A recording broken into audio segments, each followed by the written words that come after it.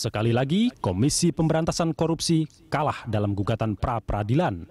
Hakim Haswandi mengabulkan permohonan pra-peradilan yang diajukan Hadi Purnomo, tersangka penyalahgunaan wewenang dalam mengabulkan keberatan pajak PT Bank Sentral Asia.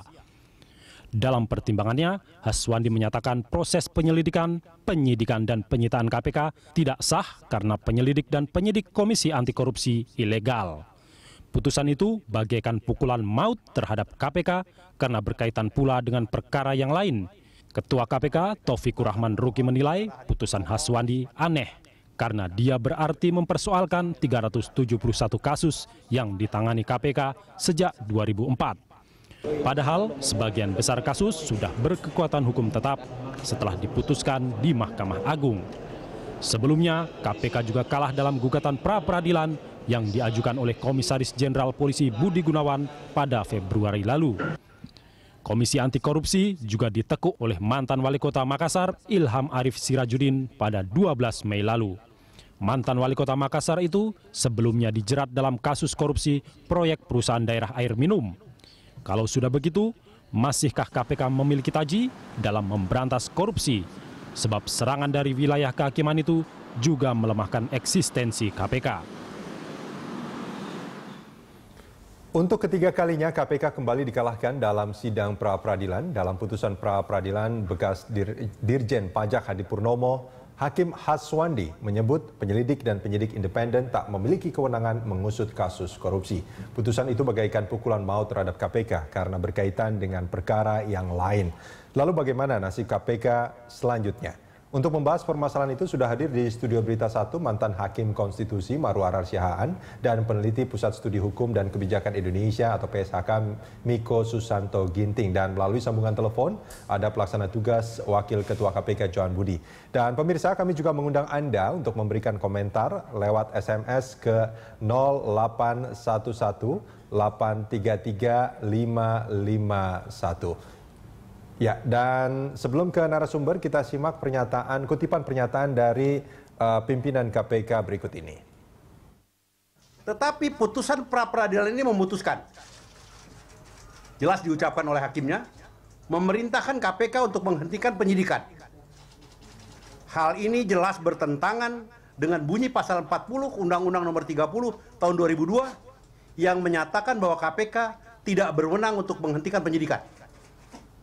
Akan jadi pertanyaan, bolehkah putusan pengadilan bertentangan dengan undang-undang?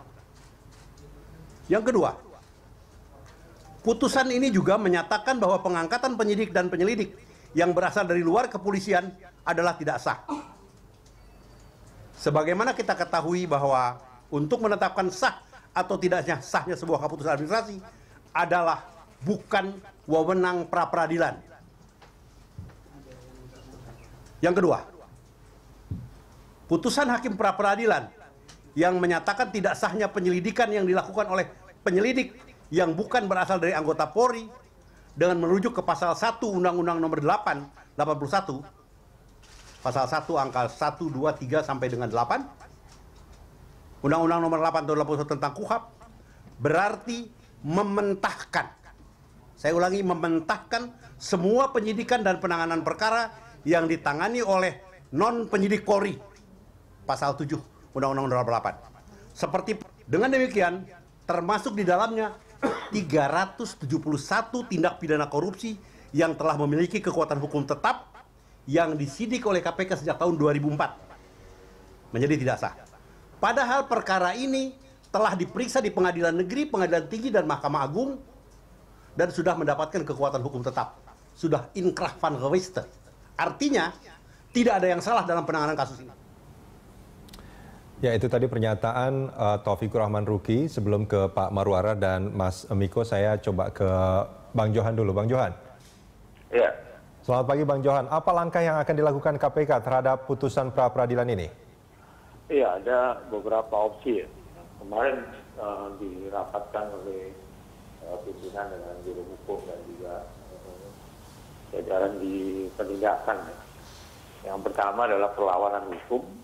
Dalam hal ini ada beberapa opsi, apakah itu kasasi, apakah itu melakukan PK yang kedua, kalau kita mendasarkan pada putusan Mahkamah Konstitusi tentang perluasan objek pra-peradilan, ya, itu juga disebut bahwa penegak hukum bisa mengulangi proses yang sama. Ya. Artinya penegak hukum juga bisa menerbitkan, sederhananya menerbitkan surat perintah penyidikan baru. Ya.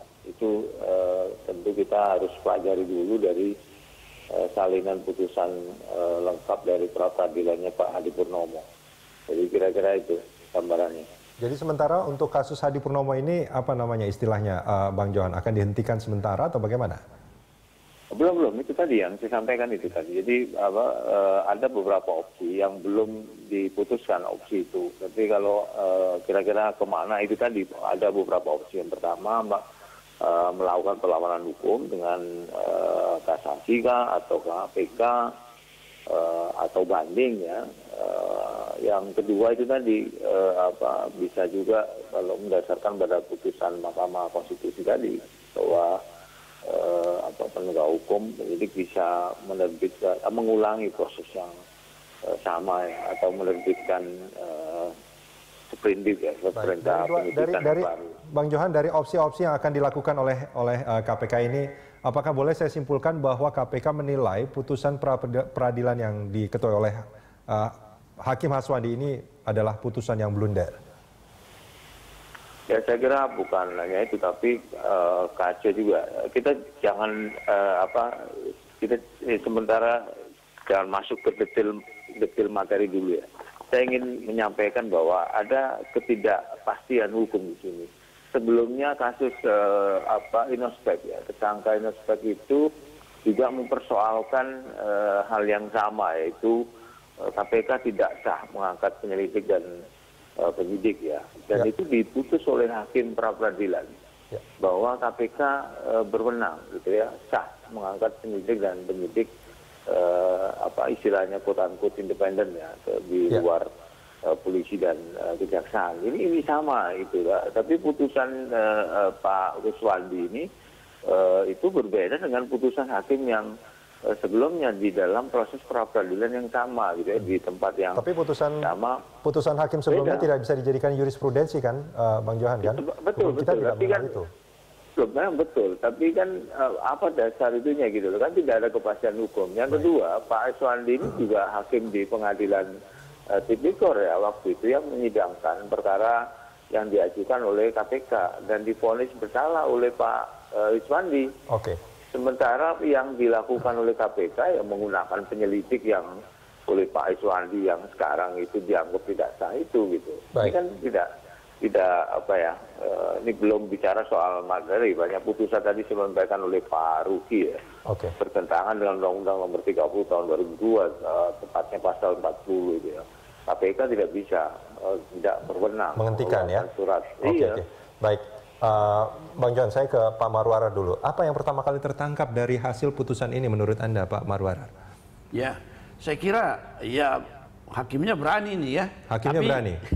Ini saya berani atau nekat? Itu agak nekat atau berani. Dan sepanjang itu bukan hasil daripada suatu proses suap, bagi saya itu normal saja. Ya. Itu kita anggap bahwa ada kekeliruan kah, ada kesalahan, tetapi dia melakukan tugasnya. Kalau kita lihat pra-peradilan itu adalah suatu bentuk pengawasan horizontal.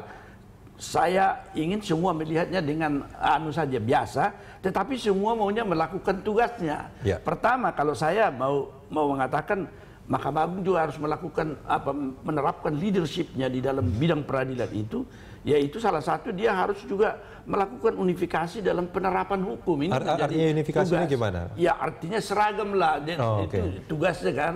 Tetapi harus diberikan input oleh misalnya KPK, dia tetap rajin membuat upaya hukum sehingga sampai ke tingkat itu. Artinya unifikasi ini ada penafsiran yang sama terhadap undang-undang di semua hakim, itu maksudnya? Ya, harusnya dia menyatukan itu, karena kan hukum itu harus diterapkan secara sama, kan.